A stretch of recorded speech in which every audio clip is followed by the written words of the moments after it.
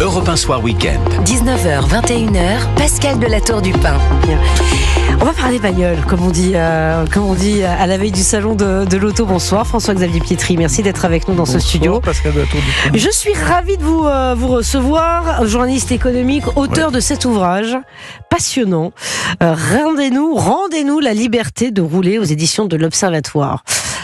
Vous avez peut-être raison, parce que je suis sûre qu'il y a beaucoup d'automobilistes qui nous écoutent. Et d'abord, on a un peu le sentiment, quand on est automobiliste et qu'on a une voiture, qu'on est presque un délinquant, on pollue, et on fait tous les politiques. C'est ce que vous nous dites un peu dans votre livre, avant d'en arriver à l'électrique et à toutes les joyeusetés qu'on va découvrir au Mondial de l'Auto demain, parce qu'il y a des choses formidables qui seront présentées, mais surtout que tout est fait pour nous restreindre. Si vous voulez, la voiture qui était avant l'objet du plaisir et l'objet quotidien par essence devient effectivement un sujet d'opprobre, un sujet de coercition. Enfin, c'est assez incroyable. C'est-à-dire que on interdit les véhicules dans les centres-villes sous prétexte qu'évidemment... On les taxe à un prix.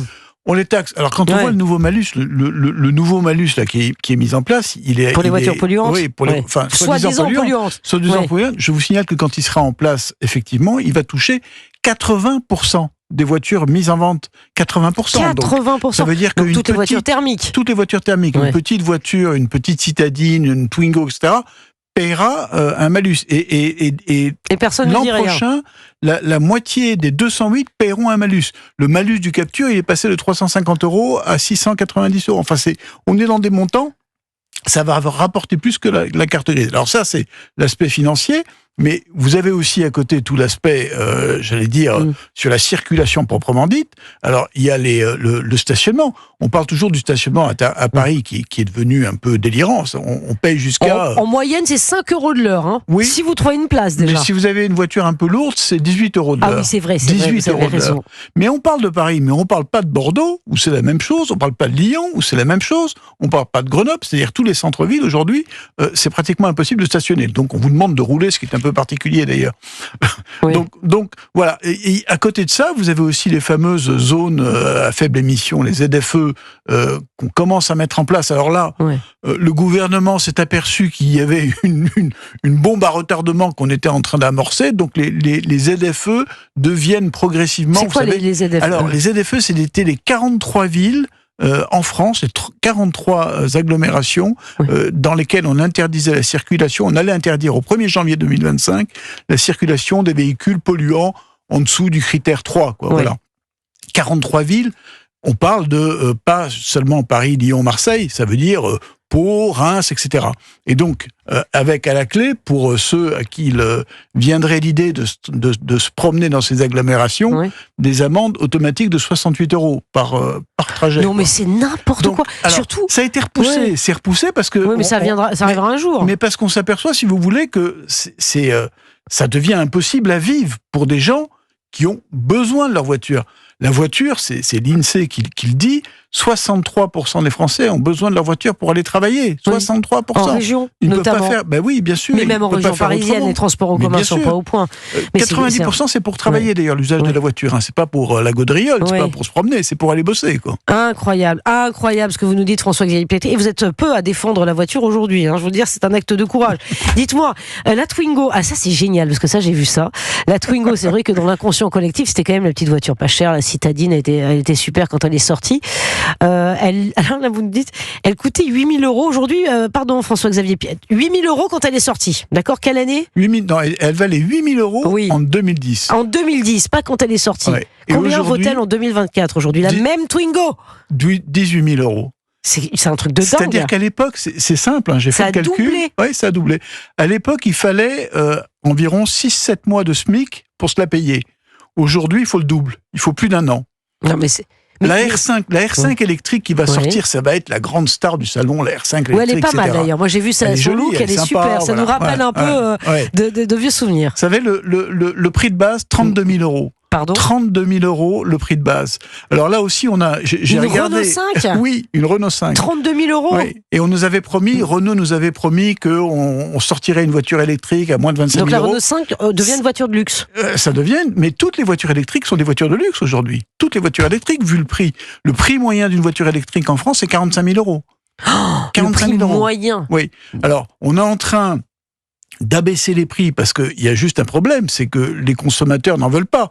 Les ventes des voitures électriques aujourd'hui s'effondrent en France. Et elles s'effondrent d'ailleurs dans toute l'Europe. Mais pour quelle raison, François-Xavier Pietri ? Parce qu'il n'y a pas d'autonomie, parce que c'est compliqué de se faire installer une borne.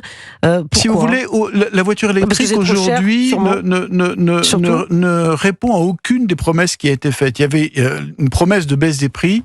Ça n'est pas le cas. Le prix est toujours 30-40% de plus qu'une voiture thermique. Donc les gens, ils n'ont pas les moyens de se payer des voitures électriques. Et quand vous supprimez les bonus, comme ça a été fait par exemple en Allemagne, les ventes se sont effondrées du jour au lendemain de 50%. De 50%. Ouais. Vous ne pouvez pas acheter une voiture électrique quand vous êtes dans la classe moyenne. Aujourd'hui, c'est trop cher. Ça, c'est la première chose. La deuxième chose, c'est l'autonomie. L'autonomie d'une voiture électrique, si vous ne pouvez pas charger chez vous, dès que vous roulez à l'extérieur de chez vous, une voiture électrique, l'autonomie tombe de 200 km à peu près. Oui, donc c'est pas au point. La technologie n'est pas au point. La technologie c'est pas fait pour rouler, quoi. C'est juste un problème. Génial. Voilà. Bon, j'aime bien le concept de la voiture électrique pas faite pour rouler. Ouais. Et il y a le problème des bornes de recharge. Les bornes de recharge, on en a beaucoup en France, mais ce sont d'abord, il y en a pas encore assez, mais surtout celles qui sont installées sur les autoroutes, c'est très bien, c'est les super puissantes, très rapides, etc. Mais ça coûte 2 fois plus cher que de faire le plein d'essence sur autoroute. D'accord. Donc voilà, c'est pas très rentable. L'essence ou diesel ? L'essence ou diesel, c'est la même chose. Okay. C'est la même chose, quelques euros près. Mais aujourd'hui, si vous voulez une électrique moyenne pour faire 100 km sur l'autoroute, ça vous coûte 15 €. Une essence, ça vous coûte 10 €. Donc il y a un petit problème. Et il n'y a pas de recharge rapide dans les campagnes. Ça n'existe pas. Non. Donc, si vous voulez aller recharger au parking de votre supermarché, il vous faut des heures et des heures. Donc ça marche pas. Donc les promesses ne sont pas tenues. Vous parlez aussi des voitures chinoises qui vont nous manger tout cru. Non mais je dis ça parce que c'est vrai, on se rend compte qu'effectivement ces véhicules chinois qui sont maintenant beaucoup plus fiables qu'il y a quelques années, je parle sous votre contrôle, mais coûtent beaucoup moins cher que nos propres productions. Alors quand on les voit, je vais vous dire, on va les voir d'ailleurs au Mondial de l'Auto. Par exemple, vous avez BYD qui est un des plus gros. BYD qui a dépassé, c'est un Chinois, un groupe chinois qui a dépassé Tesla l'an dernier en vente. Pour vous dire, fait de la voiture électrique aussi ? Que de la voiture électrique, BYD. Leurs voitures aujourd'hui sont 20 à 30% moins chères que les mêmes modèles européens. Et quand vous les voyez, c'est fini, hein, la bagnole chinoise brinque-ballante, le cercueil ambulant, elles sont hyper technologiques. Elles sont hyper technologiques. Elles sont garanties 8 ans. Ah ouais. Chez nous, on n'est pas encore là. Non. Et il y avait une marque coréenne qui garantissait 7 ans, je me souviens. Je ne sais pas si c'est encore le cas. Ouais. Et les crash tests qui sont faits sur ces voitures sont au niveau 5 étoiles, le top. Donc ces voitures, elles sont devenues très compétitives. Au salon mondial de l'auto, vous allez avoir les Chinois vont être plus représentés que les Allemands. Sur le mondial. Donc on a, si vous voulez, ouvert, et ça c'est... un changement d'époque. Mais c'est la folie, si vous voulez, de cette décision du tout électrique en 2035. On a ouvert le marché européen aux Chinois. Venez les amis, venez chez nous, enfin c'est assez délirant. Ah non, alors attendez, juste une voiture chinoise électrique. Combien ça coûte à peu près ? Le prix d'une Twingo ou d'une Renault 5 ? Ça dépend ce que vous achetez, mais vous la payez en moyenne. Une voiture moyenne. Vous la payez 30 000 €. Mais donc moins cher que la Renault 5 qui sort. Oui, tout à fait. Oui. Une voiture moyenne, 30 000 €. Oui. Ça reste quand même beaucoup d'argent. Moi, je voudrais comprendre, François-Xavier Pietri, en 2035, on va dire, alors tous ceux qui ont une voiture thermique, je pense qu'il y a énormément d'auditeurs d'Europe 1 qui ont une voiture thermique. C'est mon cas. Pardon, on vous dit plus de voiture.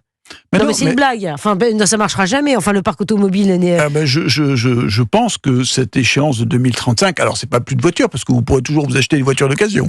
Mais en tout cas, plus de voitures thermiques à l'achat neuves. Bon. Voilà. Mais ça, il y a plus beaucoup de Français qui achètent des neuves.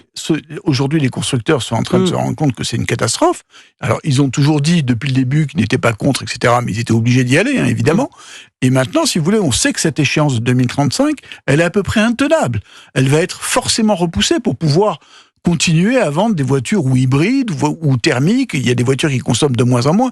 C'est pas possible de garder, si vous voulez, sinon, on est en train de faire mourir tout le secteur automobile français, les constructeurs français et européens. Il y a aussi un autre problème, c'est que quand vous rechargez votre voiture électrique, si tout le monde se met à recharger la voiture en même temps, voilà. C'est comme si on n'a pas la capacité. On calcule qu'en 2035, il devrait y avoir 15 millions de voitures électriques qui circulent en France.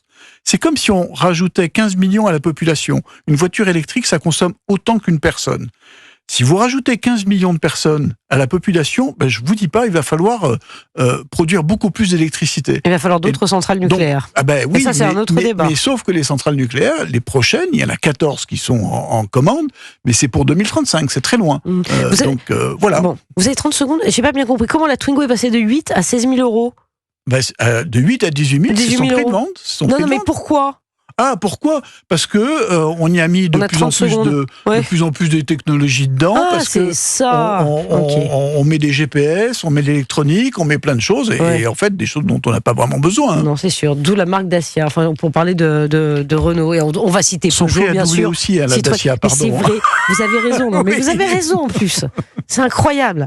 Merci beaucoup, François-Xavier Pietri. Je rappelle votre livre. Rendez-nous la liberté de rouler. Voilà, à la veille du mondial de l'automobile. Bien entendu, je le recommande aux auditeurs d'Europe 1. À vous de juger. Il est 20h57 sur Europe 1.